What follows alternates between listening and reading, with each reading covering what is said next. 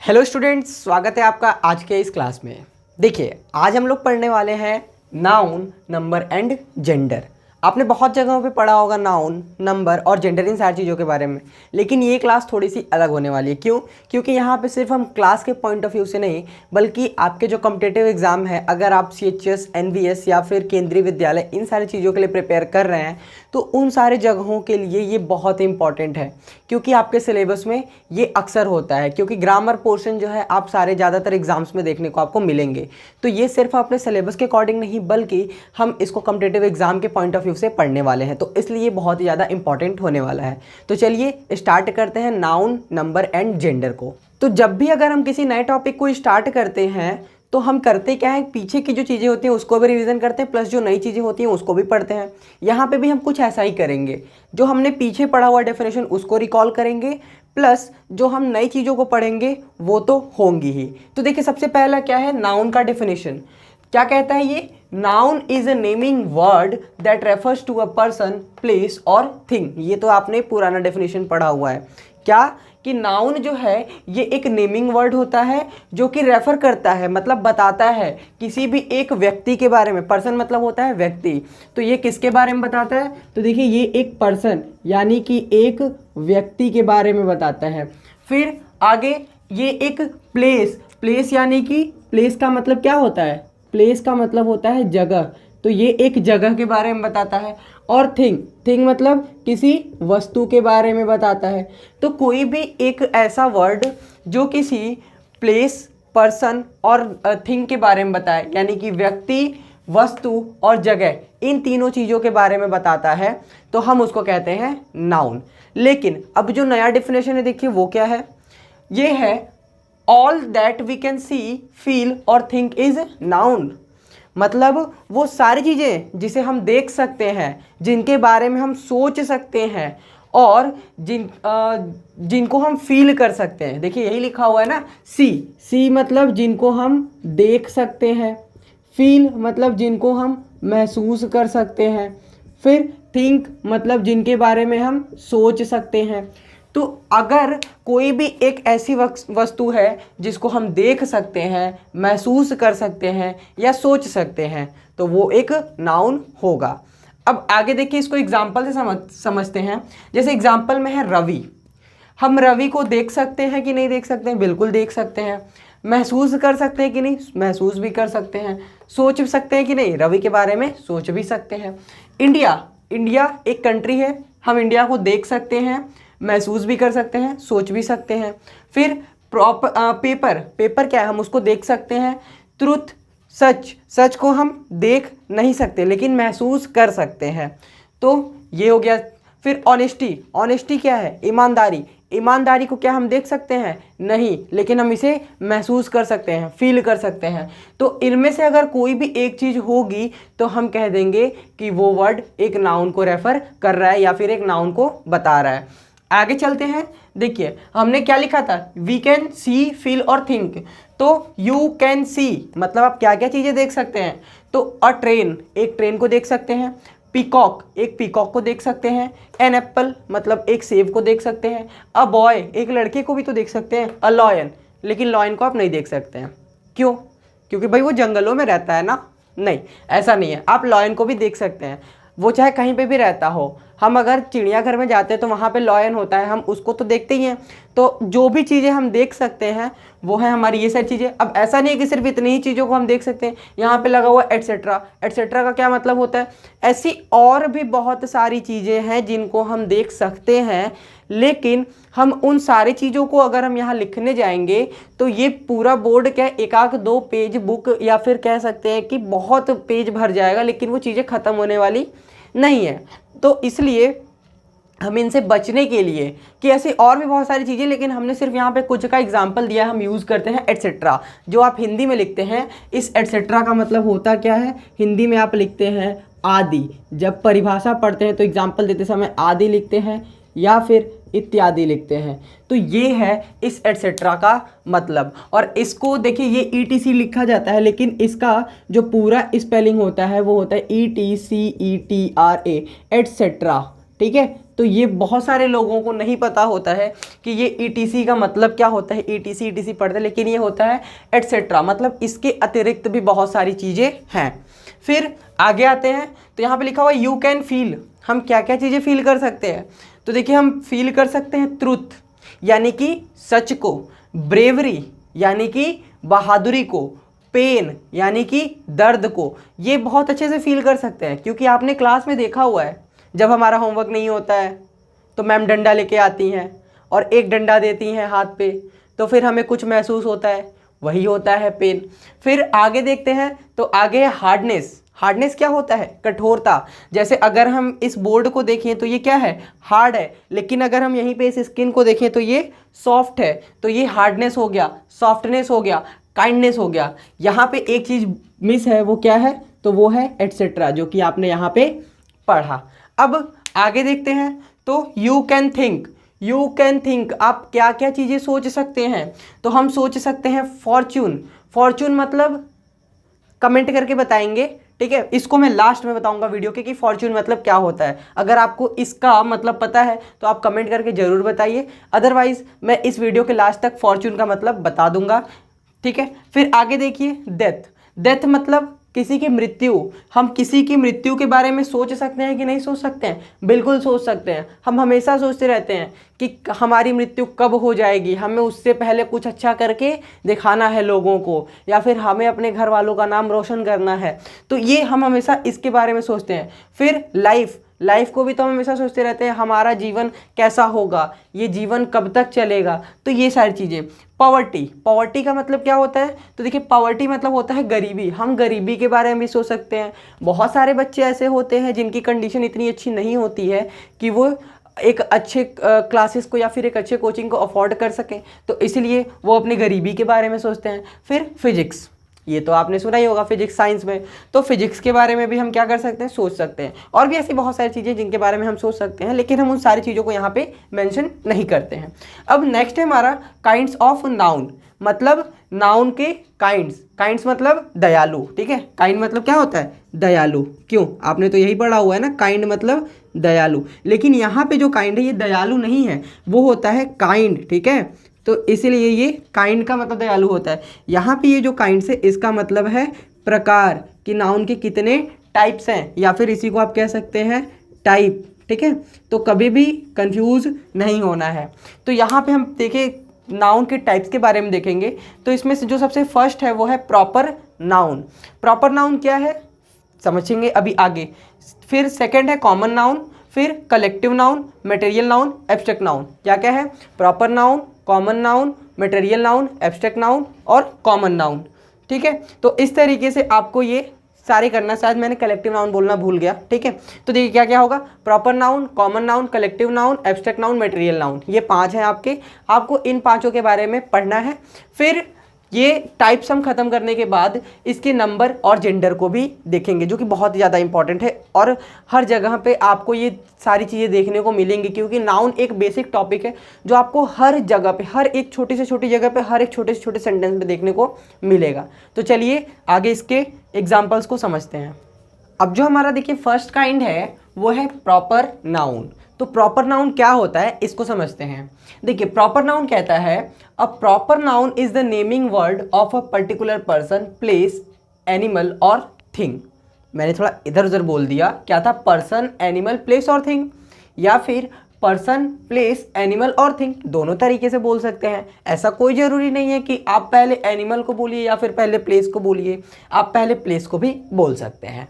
अब देखिए यहाँ पे जो प्रॉपर नाउन है वो कह रहा है कि अगर कोई पर्सन है यानी कि कोई व्यक्ति है, या फिर कोई एनिमल यानी कि कोई जानवर है, या फिर प्लेस यानी कि कोई जगह है, और थिंग यानी कि कोई वस्तु है, तो इनका जो पर्टिकुलर नेम होगा हम इसको कहते हैं प्रॉपर नाउन। जैसे एग्जाम्पल के लिए अशोका जो है ये एक पर्टिकुलर पर्सन का नेम है, यानी ये एक पर्टिकुलर व्यक्ति का नेम है। सीता भी क्या है, किसी व्यक्ति का एक पर्टिकुलर एक व्यक्ति का नेम है कि ये सीता है, ठीक है। फिर आगरा किसी एक सिटी का नेम है, इंडिया किसी एक कंट्री का नेम है। तो जब भी किसी पर्टिकुलर पर्सन मतलब किसी एक व्यक्ति के बारे में बात किया जाए, पर्टिकुलर उसी व्यक्ति के बारे में बात किया जाए, पर्टिकुलर किसी एनिमल के बारे में बात किया जाए, या फिर किसी वस्तु के बारे में बात किया जाए, थिंग के बारे में बात किया जाए, या फिर किसी जगह के बारे में बात किया जाए, तो हम इसको कहेंगे प्रॉपर नाउन। एग्जाम्पल इसको समझ सकते हैं, Lucknow is the capital of Uttar Pradesh. तो देखिए लखनऊ को यहाँ पे क्या बोल रहा है कि ये कैपिटल है उत्तर प्रदेश का।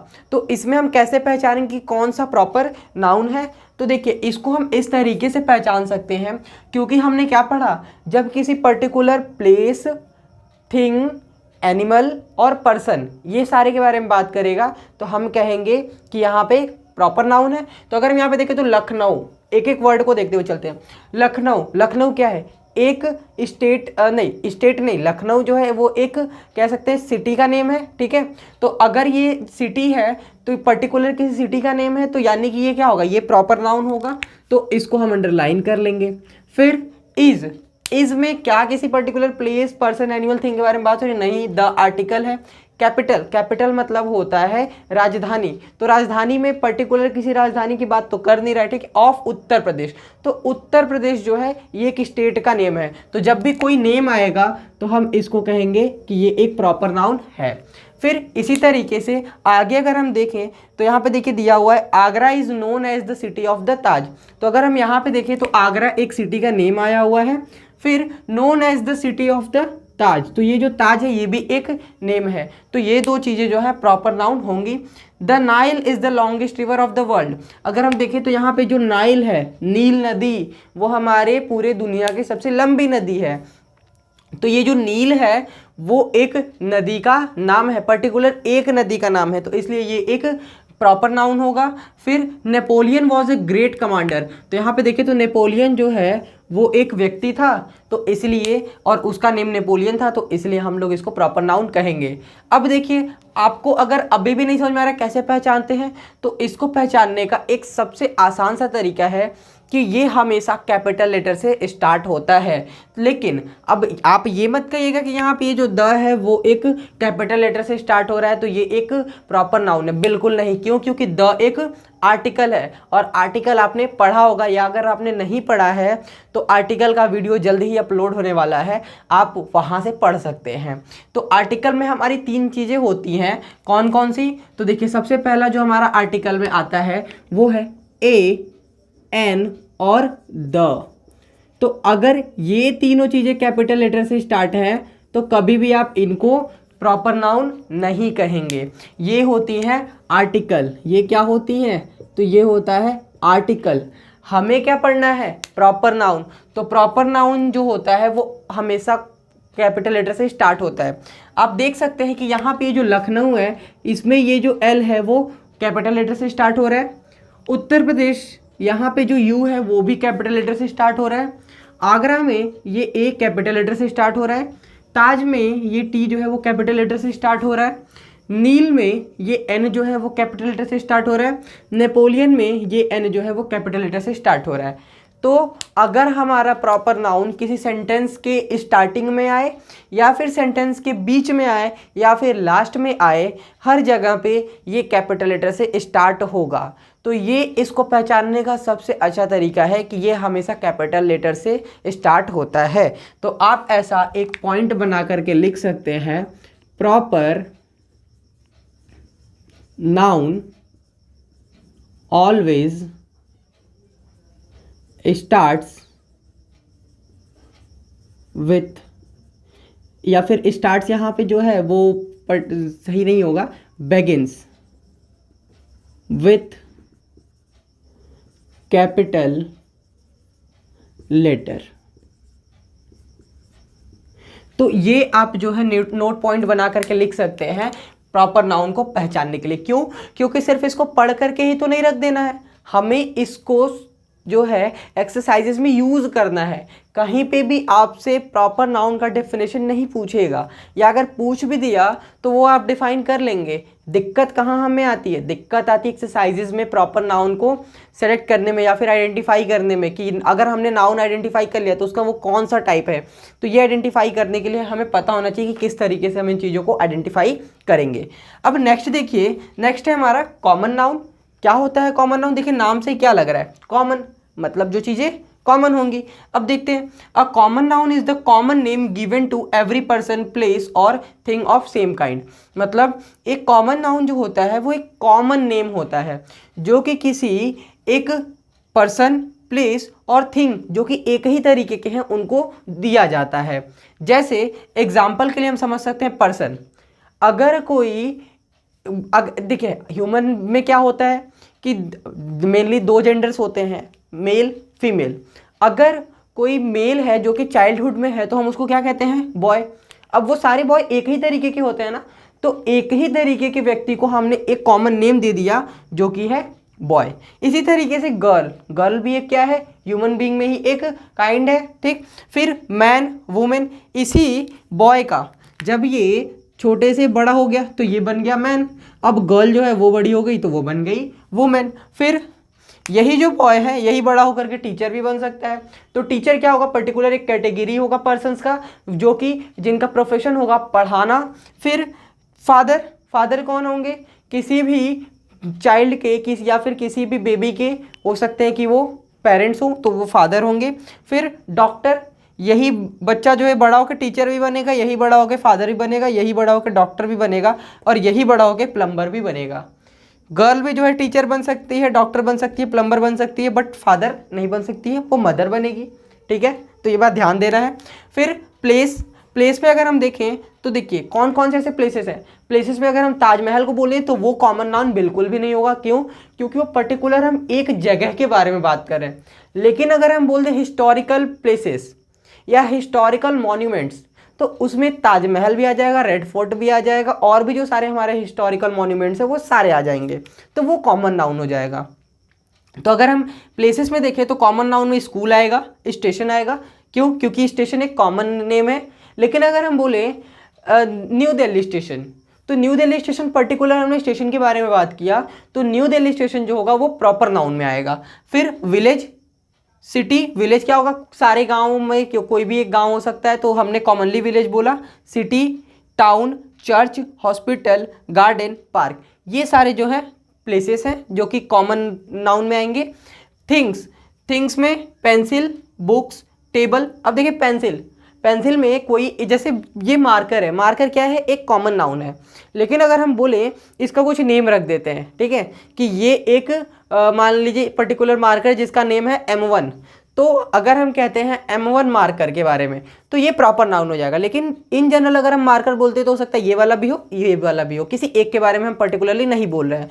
तो इसलिए यहाँ पे pencil, books, table, bags, trees, papaya, box, lion, ostrich, जितनी भी सारे थिंग्स होते हैं जो कि कॉमनली हम उनको बुलाते हैं तो उसको हम कहेंगे कि वो एक कॉमन नाउन में है, ठीक है। तो आई होप कि आपको ये 2 काइंड्स जो हैं वो समझ में आए होंगे। अगर फिर भी आपका कोई डाउट रह गया हो तो आप कमेंट करके ज़रूर बताएं, क्योंकि कमेंट सेक्शन इसी के लिए बना होता है कि आपके जो भी डाउट्स हैं वो आप कमेंट करके बताएं। और आप अगर कमेंट करके नहीं बताते हैं तो मुझे बिल्कुल भी नहीं पता चल पाएगा कि आपको चीज़ें समझ में आ रही हैं या नहीं आ रही है। और अगर आपको इस वीडियो में लग रहा होगा कि आप 1% भी कुछ नई चीज़ें सीख रहे हैं, और मुझे जहाँ तक लगता है कि मैं अपने तरफ से ये जो सारी चीज़ें वो बिल्कुल नई तरीके से दे रहा हूँ, क्योंकि कॉमन नाउन का आपने डेफिनेशन पढ़ा होगा वो इस टाइप का नहीं पढ़ा होगा। कॉमन नाउन का आपने जो डेफिनेशन बुक में पढ़ा होगा वो इससे कुछ अलग रहा होगा जो आप स्टार्टिंग से पढ़ते चले आ रहे हैं। तो इसलिए मैं आपको बहुत ही अलग देने की कोशिश कर रहा हूँ। और फिर भी अगर आपको कुछ लगे कि कुछ छूट रहा है या फिर ये चीज़ें कंप्लीट नहीं हो रही है तो आप कमेंट करके बताइए। और अगर आपको कुछ नया सीखने को मिल रहा है तो ज़रूर कमेंट में बताइए कि आपको क्या नया सीखने को मिला, ताकि मैं जो हूँ समझ पाऊँगा कि आपको कुछ नया सीखने को मिला या नहीं मिला। तो चलिए अपने नेक्स्ट टाइप की तरफ बढ़ते हैं। अब देखिए हमारा जो नेक्स्ट टाइप है वो है कलेक्टिव नाउन। कलेक्टिव नाउन क्या कहता है? तो देखिए कलेक्टिव नाउन कहता है the word collective means collection और ग्रुप ऑफ इंडिविजुअल। जैसा कि इसका नेम ही क्या है, कलेक्टिव नाउन। तो अगर हम इन दोनों को अलग अलग करें तो कलेक्टिव प्लस नाउन। कलेक्टिव मतलब क्या, तो देखिए कलेक्टिव बना हुआ है कलेक्शन से, तो कलेक्शन का मतलब क्या होता है, किसी भी चीज़ का एक समूह, या फिर हो सकता है कि वो व्यक्ति का हो, वस्तु का हो, या फिर किसी जगह का हो, या फिर किसी एनिमल का हो, ये सारी चीज़ों में से कुछ भी हो सकता है। तो वही लिखा हुआ है, the word collective means collection. Collective का मतलब क्या है, कलेक्शन, और ग्रुप, या फिर हो सकता है वो ग्रुप हो किसका, इंडिविजुअल्स का। मतलब एक एक चीज़ को अगर हम ढेर सारा रख देते हैं तो वो एक ग्रुप बन जाता है। तो ये हो गया एक ग्रुप। फिर इसको डेफिनेशन समझते हैं, a collective noun is a type of naming word. ये क्या है, एक टाइप है, एक प्रकार है किसका, नेमिंग वर्ड्स का, नाम वाले वर्ड्स का, दैट डिस्क्राइब्स अ कलेक्शन। अब ये नाम वाले वर्ड्स क्या करेंगे, तो ये बताएंगे कलेक्शन को, किसके कलेक्शन को, तो कलेक्शन और group of people, things, ideas. मतलब किसी भी व्यक्ति के समूह को, या फिर किसी वस्तु के समूह को, या फिर आइडियाज़ का जो ग्रुप होगा उसको, इन सारी चीज़ों को ये बताएंगे या डिस्क्राइब करेंगे। डिस्क्राइब करना मतलब बताना होता है। अब एग्जाम्पल से हम समझ सकते हैं, जैसे अ क्लास ऑफ स्टूडेंट्स। अगर एक कोई जगह है जहाँ पे ढेर सारे स्टूडेंट्स, अब स्टूडेंट्स है तो ऑब्वियस सी बात, ऐसे तो वो बॉयज़ हैं, लेकिन बॉयज़ भी हैं और गर्ल्स भी हैं, ऐसा पर्टिकुलरली मैं नहीं बोल रहा हूँ कि सिर्फ बॉयज़ ही स्टूडेंट्स होते हैं, ठीक है। तो वहाँ पे बॉयज़ भी हैं और गर्ल्स भी हैं, और वो सारे जो हैं किसी एक जगह पे बैठ करके पढ़ रहे हैं, क्योंकि स्टूडेंट बोला हुआ है तो वो पढ़ रहे होंगे, ऑब्वियस सी बात है। बॉयज़ और गर्ल ऐसे ही बहुत सारे हैं जो कि पढ़ते नहीं हैं, जिनके पास इतनी प्रॉपर जो है कह सकते हैं कि प्रॉपर उनके पास जो चीज़ें होनी चाहिए पढ़ाई करने के लिए वो नहीं होती, जिसकी वजह से वो पढ़ाई नहीं कर पाते हैं। तो आप बहुत लकी हैं कि अगर आप पढ़ रहे हैं। तो देखिए यहाँ पे स्टूडेंट्स का मतलब क्या है कि अगर वो स्टूडेंट है मतलब पढ़ाई करता होगा, तो अगर ढेर सारे स्टूडेंट एक जगह पे बैठे हैं तो मतलब वो क्या होगा, वो एक क्लास होगा स्टूडेंट्स का। फिर मैनेजर्स, अब अगर देखिए बहुत सारे लोग काम करते तो उनके एक मैनेजर होते हैं, तो अगर मैनेजर ढेर सारे एक जगह बैठे हुए हैं तो मतलब वो एक कमिटी है, वहाँ पे डिसीजंस होते होंगे, तो यहाँ पे लिखा हुआ है कमिटी ऑफ मैनेजर्स। सेम इसी तरीके से शिप्स, अगर बहुत सारे शिप्स हैं तो उनके ग्रुप को हम कहते हैं फ्लीट, ठीक है। अब देखिए यहाँ पे ये जो शिप है इसका मतलब क्या है, कमेंट करके बताइए। ये जो शिप है इसका मतलब क्या है, शिप दो होते हैं, एक होता है भेड़ और एक होता है जहाज। तो ये जो शिप होता है ये क्या है, ये जहाज वाला शिप है या फिर भेड़ वाला शिप है, कमेंट करके जरूर बताइए। चलिए देखिए आगे आते हैं इसके कुछ एग्जांपल। अगर ये कलेक्टिव नाउन है तो इसके कुछ एग्जांपल्स देखेंगे, कुछ नहीं बहुत सारे एग्जांपल्स देखेंगे। क्यों, क्योंकि आप थोड़े में पढ़ करके चीज़ों को सोचते कि बस इतनी ही होंगी, नहीं, अभी ये जो मैंने लिखा है ये सिर्फ इतना ही नहीं है, अभी ये बहुत सारे हैं, ठीक है। तो अगर आपको ये जो सारे इसके टाइप्स हैं वो पढ़ना है तो मैं आपको इसको टेलीग्राम जो ग्रुप है हमारा उस पर सेंड कर दूंगा, आप वहाँ से इसको पढ़ सकते हैं। देखिए सबसे पहला है एनिमल्स, ठीक है। एनिमल्स के ग्रुप के लिए हम क्या यूज़ करते हैं, तो जैसे एग्जांपल लिखा हुआ है कलेक्शन ऑफ एंड्स, मतलब अगर ढेर सारे एंड्स का कलेक्शन है तो हम उसको कहते हैं एन आर्मी ऑफ एंड्स या फिर अ कॉलोनी ऑफ एंड्स, ठीक है। तो यहाँ पे आपको इस तरीके से समझना है कि अगर एंड्स का कलेक्शन होगा तो वो उसको हम आर्मी या कॉलोनी बोलेंगे, वहीं पे अगर फिश का कलेक्शन होगा तो उसको हम शोल बोलते हैं, कैटल के कलेक्शन को हम हर्ड बोलते हैं, बर्ड्स के कलेक्शन को हम फ्लॉक बोलते हैं, पपीज जो होते हैं उनके कलेक्शन को हम लिटर बोलते हैं, मंकी के कलेक्शन को हम बैरल बोलते हैं, वुल्फ्स के कलेक्शन, ये वुल्फ जो होता है ये आपको वुल्फ मतलब वो क्या कहते हैं, जो वेल होता है वैसा कुछ नहीं, ठीक है। वुल्फ जो होता है वो प्यूरल है किसका, तो ये जो वुल्फ है WOLVES ये प्यूरल है वुल्फ, वुल्फ यानी कि भेड़ का। तो जब ये एस हटता है तो हम एफ को हटा करके, इस एफ को हटा करके VES ऐड करते हैं तो ये वुल्फ्स बनता है। इसको भी हम इसी नाउन में पढ़ेंगे, क्यों, क्योंकि इसमें हमें नंबर भी पढ़ना है, तो नंबर में हमारे सिंगुलर प्लूरल जब आएंगे तो हम इन सारे टाइप्स को भी डिस्कस करेंगे, तो आपका कुछ भी नाउन में बिल्कुल छूटेगा नहीं। अब देखिए अगर हम देखें तो यहाँ पे जो वुल्फ्स है, वुल्फ्स मतलब अगर वुल्फ भेड़ियों का जो कलेक्शन है उसको हम क्या बोलेंगे, पैक बोलेंगे। बबून्स का जो कलेक्शन होगा उसको हम ट्रूप्स बोलेंगे। फिर रैबिट्स का जो कलेक्शन होगा उसको हम रैक बोलेंगे। यहाँ पे W जो होता है वो साइलेंट होता है तो आप इसको व्रैक नहीं पढ़ेंगे, आप इसको रैक पढ़ेंगे। फिर बीज का जो कलेक्शन होता है उसको हम स्वाम बोलते हैं, ठीक। तो ये तो हो गए एनिमल्स। इसी तरीके से थिंग्स के कलेक्शन में देखिए, अगर कीज का कलेक्शन है या फिर ग्रैप्स का कलेक्शन है तो हम इसको बंच ऑफ कीज या फिर बंच ऑफ ग्रैप्स बोलते हैं। जैसे हम अंगूर के लिए क्या यूज करते हैं, गुच्छा। चाबियों के लिए भी क्या यूज करते हैं, गुच्छा। तो गुच्छे के लिए हम इंग्लिश में यूज करते हैं बंच। फिर स्टिक एंड हे।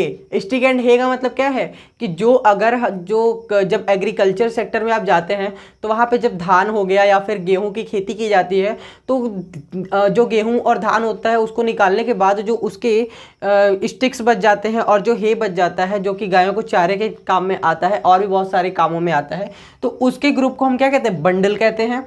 फिर ट्रीज के जो ग्रुप होंगे उसको हम क्लम्प या फिर ग्रोव भी बोलते हैं। फिर सैंड का जो ग्रुप होता है, सैंड का ग्रुप नहीं होता है जनरली, सैंड जो होता है वो छोटे छोटे पार्टिकल्स होते हैं। अगर ढेर सारा रखा हुआ इसका मतलब क्या है, वो ढेर है, तो ढेर के लिए हम यूज़ करते हैं हिप ऑफ सैंड्स। स्टार्स के लिए हम स्टार्स का ही यूज़ करते हैं। कार्स के लिए कॉन्वॉय। जैसे आप देखते होंगे कि जब हमारे पीएम कहीं पे जाते हैं किसी स्टेट में या फिर किसी जगह पे, तो वहाँ पे ढेर सारे कार उनके पीछे पीछे जाते हैं, तो हम कहते हैं कि पीएम के कार के पीछे कॉन्वॉय जा रहा है, मतलब कार्स के ग्रुप जा रहे हैं। फिर इसी तरीके से लेक्चर्स, जब लेक्चर्स के अगर हम ग्रुप की बात करें तो जो लेक्चर्स होते हैं इनके ग्रुप को हम कोर्स या फिर सीरीज़ के नाम से भी जानते हैं। जैसे हमारा जो चैनल है उस पर आपके CHS क्लास 6 के लिए, क्लास 11 के लिए, क्लास 12 के लिए भी कुछ सीरीज़ हैं जो कि अपलोडेड है प्लेलिस्ट करके, तो इसलिए उनको कोर्सेज और सीरीज़ के नाम से भी जानते हैं, या फिर बहुत सारे कोर्सेज लॉन्च भी होते हैं। तो ये हो गया। फिर ये क्या है, आप इसको क्या रीड करते हैं, इजलैंड्स। अगर आप इजलैंड्स रीड करते हैं तो ये गलत है, क्योंकि यहाँ पे एस साइलेंट है। कुछ दिनों पहले तक मैं भी इसको इजलैंड ही रीड करता था, फिर एक बार जब मैं क्लास में पढ़ा रहा था तो वहाँ पे मैंने इजलैंड रीड किया, तो बच्चों ने जो है मुझे बताया कि नहीं सर ये इजलैंड नहीं, ये आइलैंड होता है। तो यहाँ पे एस जो है वो साइलेंट है, तो ये जो है इसको हम आइलैंड पढ़ेंगे। और आइलैंड का जो ग्रुप होता है या फिर ढेर सारे आइलैंड होंगे तो हम उनके लिए ग्रुप यूज़ करते हैं। जैसे अंडमान एंड निकोबार, वो ढेर सारे आइलैंड्स हैं, तो हम कह सकते हैं कि Andaman and Nicobar is a group of islands. ठीक है। फिर आगे है पेयर्स। Pairs means मोतियाँ। ठीक है, तो इसके लिए हम क्लस्टर या स्ट्रिंग्स का यूज़ करते हैं। शिप्स के लिए हम लोग फ्लीट का यूज़ करते हैं। ये जो शिप्स हैं ये यही वाले शिप्स हैं। अभी आपको कमेंट करके बताना है कि ये कौन से शिप्स हैं, भेड़ या फिर जहाज। लेकिन अभी तो आपको पता चल गया होगा, क्यों? क्योंकि अगर ये भेड़ होते तो इस कैटेगरी में आते, लेकिन ये थिंग्स की कैटेगरी में आए हैं, तो यानी कि नॉन लिविंग थिंग हो गए, और भेड़ जो है वो नॉन लिविंग थिंग तो होगा नहीं। तो ऑब्वियस सी बात है कि ये जो शिप है वो जहाज के लिए यूज़ किया गया। तो अगर जहाज का ग्रुप होगा, ढेर सारे जहाज अगर लाइन से चल रहे होंगे, जैसे नेवी में हमारे सेना के जहाज जब वो चलते हैं तो हम उसके लिए फ्लीट उनके ग्रुप के लिए यूज़ करते हैं। फिर अगर पीपल्स का जो ग्रुप होगा तो उसके लिए भी हम अलग अलग ग्रुप ऑफ पीपल को इंडिकेट करने के लिए अलग अलग वर्ड्स का यूज़ करेंगे। तो अगर हम देखें तो म्यूजिशियंस का जो ग्रुप होता है उसके लिए हम बैंड का यूज़ करते हैं। डायरेक्टर्स के ग्रुप के लिए बोर्ड का यूज़ करते हैं। गर्ल्स, वुमेन, इनके लिए, या फिर अगर कोई ऑफिसर है वुमेन, ठीक है, तो उसके लिए हम बेवी का यूज़ करते हैं। मर्चेंट्स के लिए हम कारवां का यूज़ करते हैं। सिंगर्स के लिए हम कॉयर का यूज़ करते हैं। ये चेयर मत पढ़ लीजिएगा, ये कॉयर है, CHOIR। CH को हम क से भी प्रोनाउंसिएशन करते हैं। जैसे इसको आप समझ सकते हैं कि अगर ये लिखा हुआ है तो आप इसको क्या रीड करते हैं, केमिस्ट्री? बिल्कुल नहीं, हम इसको रीड करते हैं केमिस्ट्री, कुछ इस तरीके से। तो यहाँ पे ये जो CH है, ठीक है, तो इसको हम चेयर नहीं कॉयर रीड करेंगे। ठीक है, तो सिंगर्स के ग्रुप को हम कॉयर से रिप्रेजेंट करते हैं। स्टूडेंट्स का ग्रुप होगा, अभी हमने यहाँ पे भी डिस्कस किया, अ क्लास ऑफ स्टूडेंट्स, तो ये जो होगा इसको क्लास से रिप्रेजेंट करेंगे। सर्वेंट्स के जो ग्रुप होगा उसको हम रेटिन्यू से रिप्रेजेंट करेंगे। फिर सोल्जर्स का जो ग्रुप होगा उसको आर्मी या रेजिमेंट, ये रेजिमेंट है। ठीक है, रेजिमेंट की स्पेलिंग जो है यहाँ पे थोड़ा स्पेस नहीं था, तो रेजिमेंट का जो स्पेलिंग होता है वो रेजिमेंट ये होता है। ठीक है। फिर आगे अगर हम देखें तो ये है पीपल। पीपल का जो ग्रुप होता है इसको हम क्राउड या मोब से रिप्रेजेंट करते हैं, ठीक है। क्योंकि जब बहुत सारे जैसे मेले में आप गए तो वहाँ पे बहुत सारे लोगों का ग्रुप है। अब उसमें ये हमारे म्यूजिशियन भी हो सकते हैं, डायरेक्टर भी हो सकते हैं, गर्ल भी हो सकते हैं, वुमेन भी हो सकती हैं, मर्चेंट भी हो सकते हैं, सिंगर, कुछ भी हो सकते हैं। तो इनका जो ग्रुप है इनको हम कहते हैं क्राउड या मॉब। अब देखिए ये तो हो गए कुछ ऐसे एग्जाम्पल्स। अगर हम इनको सेंटेंस के तौर पे समझना चाहे एग्जाम्पल्स में तो हम ऐसे समझ सकते हैं। सेंटेंस में आपको कभी भी ये इस तरीके से क्लम्प नहीं देगा, ठीक है, आपको पूरा देगा। कैसे? तो देखिए, she lost her baby in the crowd, ठीक है। तो अब देखिए यहाँ पे क्या बोल दिया, क्राउड। तो क्राउड मतलब आपको समझ जाना ये क्राउड किसका होगा, पीपल का होगा, ठीक है। तो यहाँ पे लिखा हुआ है she lost her baby in the crowd, मतलब शी किसके लिए यूज़ किया जाता है, तो शी यूज़ किया जाता है गर्ल्स के लिए या फिर जो फेमिनिन जेंडर होता है उसके लिए। तो उन्होंने अपना बच्चा खो दिया भीड़ में, ठीक है। फिर the jury makes it's final decision. Jury जो होता है वो ग्रुप ऑफ जजेस होते हैं, जो हमारे कोर्ट में जजेस हमारे डिसीजन लेते हैं या फिर हमें जस्टिस देते हैं, उनके ग्रुप को हम कहते हैं ज्यूरी। तो the jury makes it's final decision, मतलब जो ज्यूरी है उन्होंने अपना फाइनल डिसीजन बना लिया है और वो हमें बता दिया है। तो यहाँ तक जो है कलेक्टिव नाउन में आपने ये सारी चीज़ें देखी, और मुझे पता है कि ये जो आपने कलेक्टिव नाउन है इतना डीप में आपने नहीं पढ़ा था।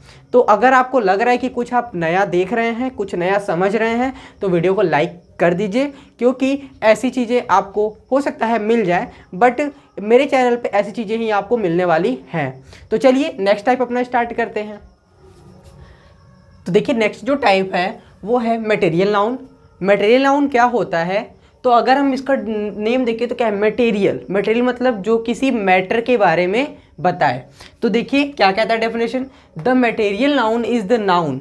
मटेरियल नाउन क्या है, एक नाउन है दैट रेफर्स टू, जो कि हमें बताता है एक फिजिकल मैटर के बारे में। फिजिकल मैटर कुछ भी हो सकता है जिसे कि हम देख सकते हैं, टच कर सकते हैं, और फेल्ट यानी कि फील कर सकते हैं, महसूस कर सकते हैं।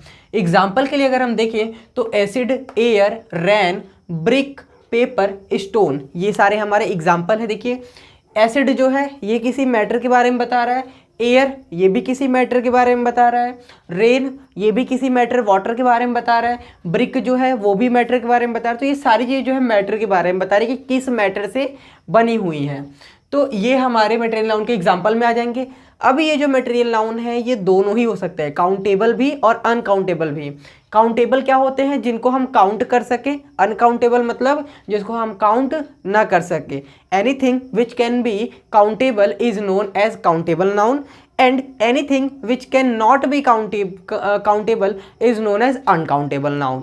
तो देखिए यहाँ पे एग्जाम्पल में देखें तो एसिड, एसिड को हम क्या काउंट कर सकते हैं, कभी नहीं कर सकते हैं। क्यों? क्योंकि वो लिक्विड फॉर्म में होता है, और उसके अगर हम ड्रॉप्स भी काउंट करें तो एक ड्रॉप से बहुत सारे ड्रॉप्स बनाए जा सकते हैं, तो इसलिए ये अनकाउंटेबल है। एयर भी सेम इसी तरीके से अनकाउंटेबल है, रेन भी अनकाउंटेबल है। लेकिन अगर हम ब्रिक की बात करें तो ये जो हमारा ब्रिक है वो क्या है, ब्रिक को हम काउंट कर सकते हैं easily.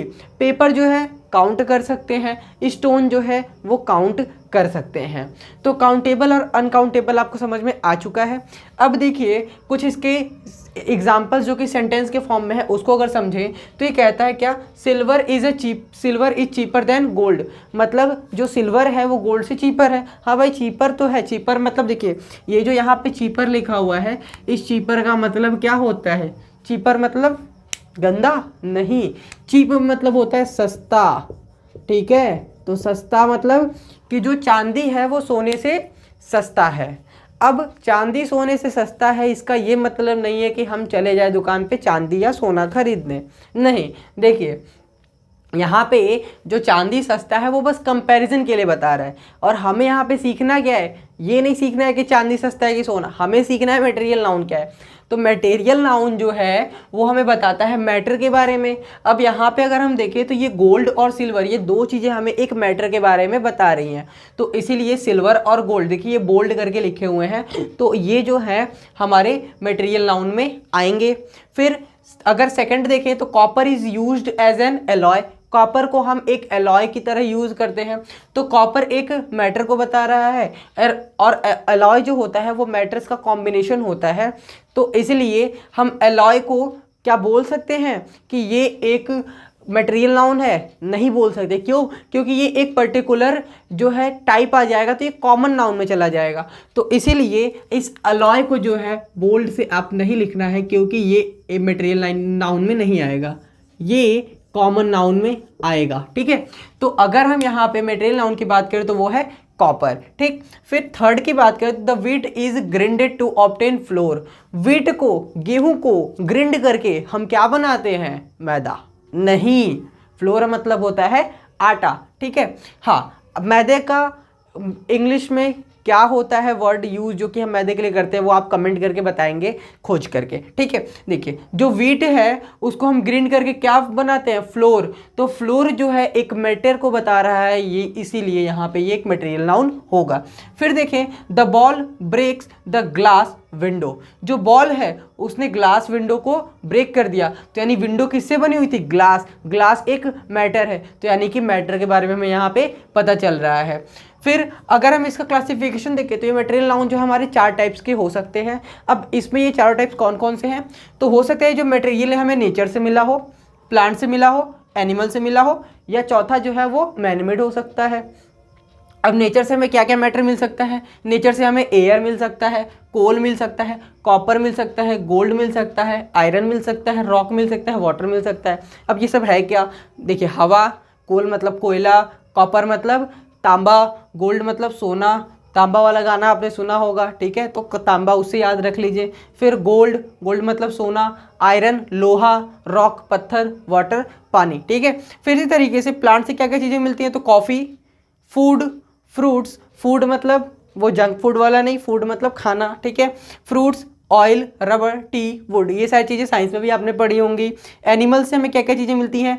Egg, Honey, leather, meet, वुल, सिल्क, सारी चीज़ें। ऐसा लग रहा होगा साइंस पढ़े, बट ये साइंस नहीं, ये ग्रामर है। ठीक है, ये हम मटेरियल नाउन के टाइप्स में पढ़ रहे हैं। फिर अगर हम मैन मेड में देखें तो acid, alcohol, brick, butter, cloth, ये सारी चीज़ें जो है मैन मेड हैं।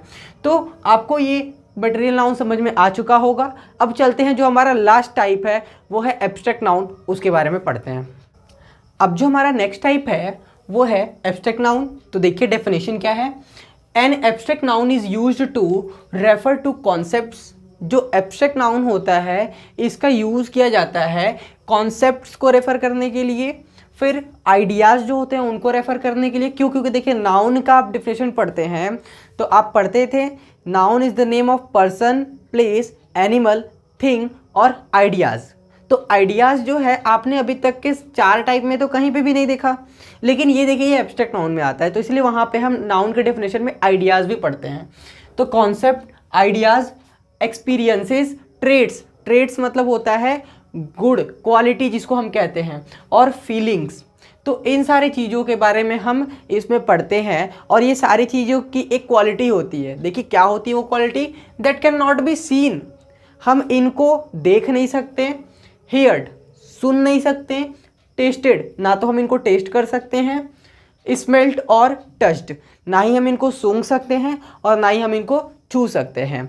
जैसे एग्जाम्पल के लिए अगर हम देखें तो देखिए एग्जाम्पल में बहुत सारी, जैसे पेन, तो क्या हम इस पेन को सूंघ सकते हैं, टच कर सकते हैं, सुन सकते हैं, टेस्ट कर सकते हैं या देख सकते हैं? क्या? नहीं देख सकते, हम बस इसे महसूस कर सकते हैं। तो इसी के लिए हमारा नेक्स्ट डेफिनेशन जो है, देखिए या तो आप ये डेफिनेशन भी लिख सकते हैं, ये भी एकदम करेक्ट है, और आप चाहें तो दूसरा डेफिनेशन भी लिख सकते हैं। देखिए क्या है, an abstract noun is the name of quality, action, state, thinking, feeling etcetera. जो एब्स्ट्रैक्ट नाउन है वो नेम है किसी क्वालिटी का, किसी एक्शन का, किसी स्टेट का, या फिर किसी थिंकिंग का, किसी फीलिंग का, इन सारी चीज़ों का नेम है, इसी को हम कहते हैं एब्स्ट्रैक्ट नाउन। अब देखिए अगर हमने बात करी क्वालिटी की, तो क्वालिटी में क्या क्या चीज़ें आएंगी? काइंडनेस, ये क्वालिटी है, किसी भी व्यक्ति की हो सकती है। डार्कनेस, किसी चीज़ की प्रॉपर्टी हो सकती है डार्कनेस। गुडनेस मतलब अच्छाई, ऑनेस्टी मतलब ईमानदारी, विजडम मतलब बुद्धिमता, कोई व्यक्ति अगर बुद्धिमान है तो उसको विजडम बोलेंगे। ब्रेवरी, ब्रेवरी मतलब बहादुरी। फिर एक्शन, एक्शन के बारे में देखिए क्या बताता है, थेफ्ट, थेफ्ट मतलब होता है चोरी, तो चोरी एक क्वालिटी है, ठीक है। चोरी करना एक वर्ब है, कार्य है, लेकिन चोरी एक क्वालिटी है। लाफ्टर, हंसते रहना, हंसमुख जिसको कहते हैं, ठीक है, ये LAUGHTER, ठीक है। तो इसको लाफ्टर रीड करते हैं और इसका मतलब क्या होता है, कोई एक व्यक्ति जो हर समय हंसते रहता है, हंसते रहता है मतलब पागल नहीं है वो, हंसते रहता है मतलब कि वो हर समय खुश रहता है, तो उसको लाफ्टर बोलते हैं। जजमेंट, जजमेंट मतलब जो न्याय आता है, ठीक है, न्याय को क्या हम सूंघ सकते हैं, महसूस कर सकते हैं, नहीं।